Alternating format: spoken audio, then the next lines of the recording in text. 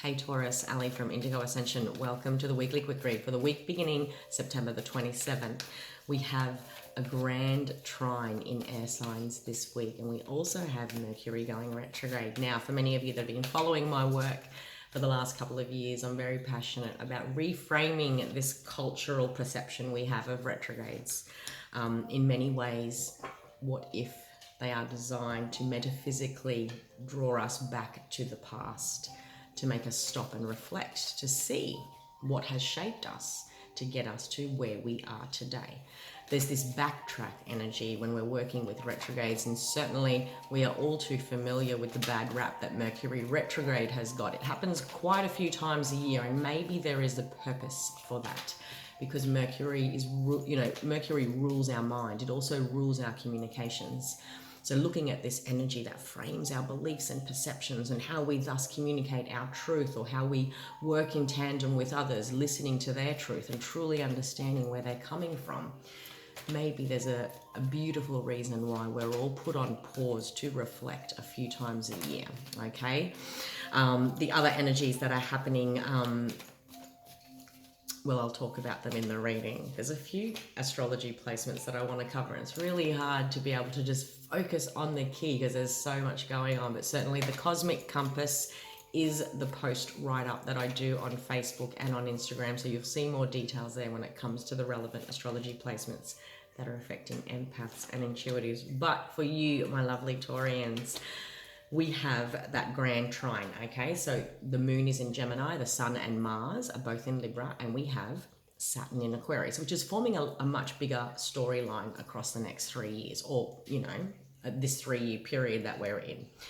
For you guys, the moon is going to be highlighting your second house, and the sun in Mars is going to be providing strong clarity, a sense of renewal, and also drive to your 6th house. Now, the second house rules finances, okay, and how I am resourceful to myself.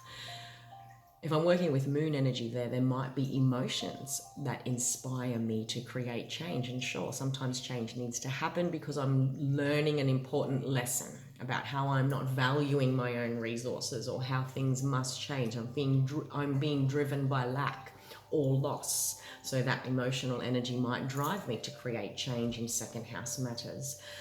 Being aware, okay, with the moon in Gemini highlighting your second house, Taurus, and how that's emotionally making you feel, okay? So being aware of overthinking things in those areas, but also then taking a step back, taking a breath under retrograde energy to really inspire yourself to create true change when it comes to 6th house. The 6th house rules acts of service. It also rules our daily routines. What can you change in the daily that will benefit second house matters? That's spending habits, that's unconscious spending and not being aware of the greater vision, because you are also activating 10th house energy on a bigger scale thanks to Aquarius being in Saturn. The 10th house rules success. It rules career. Maybe for many of you, you've been tiptoeing with this idea of a career change, 2 steps forward, 3 steps back, and feeling like you're char-charing with finances and wanting a change to the daily routine and wanting these bigger changes to happen on a bigger platform in 10th house matters. So that's going to be relevant for many Taurians out there, okay? With this grand trine energy, all trines are considered great fortune. So even if harsh lessons in sixth house, in second house matters, so financial lessons, even those harsh ones are wisdom teachers, okay? And I feel that's the energy that many of you are processing. I've got the 10 of Swords underneath the deck for you, and I've also subsequently got the growth card underneath. It is the end of chapters. It is those moments that make us feel like we've got nothing left to give, a situation, an experience, a chapter of our lives. These are the moments, that truly push us to rise again, because the light message of the 10 of Swords, even though that this individual feels like they've been stabbed in the back by life or circumstances, or felt great loss on some level, the only thing left to do after this is to rise. And it is these experiences that lead us to growth. okay, and transformation. So I feel for many of you, you guys are working with that shadow aspect of these placements. Again, the light aspect is growth. The light aspect is to be able to identify how you can be self-resourceful and increase finances, increase your ability to be able to be resourceful for self without relying on outside forces.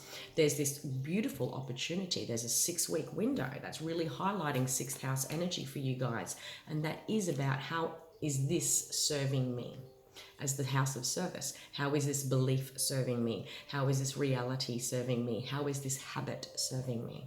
Okay, there's some beautiful healing that can happen under the light of these placements for you guys, Taurus. This is about longevity, okay? This is for the family. And perhaps there are situations that have been going on for too long, or they're stagnating. What do you want to commit to and change when it comes to building that dream, building the dynasty, saying yes to commitments, okay? For many Taurians, there could be permanency when it comes to job offers, money opportunities, contract opportunities, and these are certainly amazingly positive cards. When I'm working with 10 of coins, when I'm working with the 9 of coins, there are contracts here. There's something here for the long haul. Okay, on a bigger scale, there's a lot of strength and clarity that can come when you seek advice and guidance from professionals outside of your own opinion. Now, when the King of Swords shows up, that's exactly what he sort of pertains and rules to. It's about seeking the advice of, in these matters. All right, when it comes to your job, your finances, your security, you might be consulting people within your industry that reflect that level of professionalism. Okay, so you're seeking legal advice. For many Taurians, you're seeking accountancy advice.